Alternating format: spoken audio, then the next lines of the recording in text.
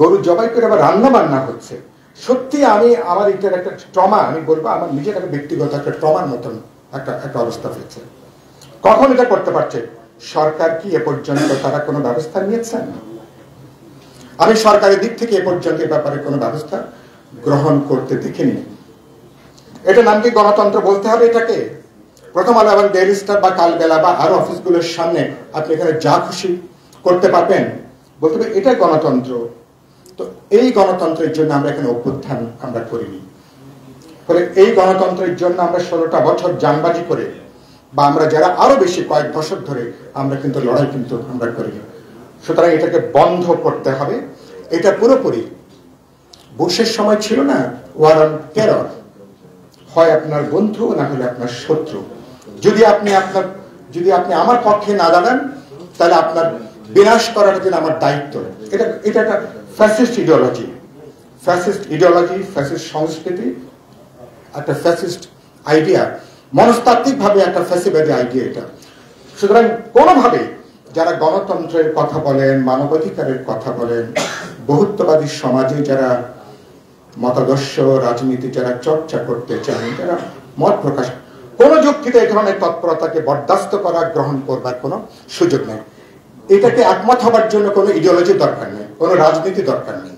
এটার জন্য সাধারণ বোধ, সাধারণ কাণ্ড জ্ঞান সম্পন্ন আমার পক্ষে, যেমন আপনি বলবেন, আমার কোনো মতকে ভিন্ন মত থাকলে বিরোধিতা করবার যে অধিকার, সেটা গণতন্ত্রের জায়গাটা। সুতরাং সেই জায়গাটা আমি মনে করি যে, এবং আমি ইসলামী, এখানে ইতিমধ্যেই জামাত ইসলামের কারণে বললেন, আমি তাদেরকে ধন্যবাদ দিই।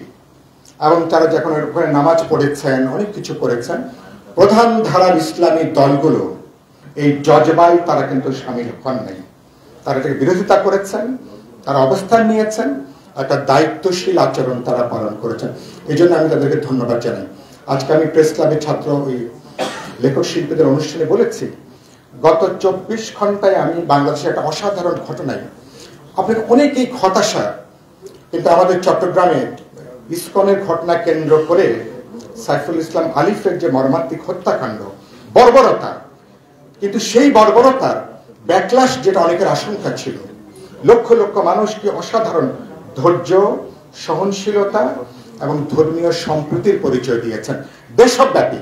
কোথাও কোনো এর পাল্টা কোনো রিটালিয়েশনে সিঙ্গেল কোনো ঘটনা সংগঠিত হয়নি। এটাই আমাদের শক্তি, এটাই আমাদের অর্জন।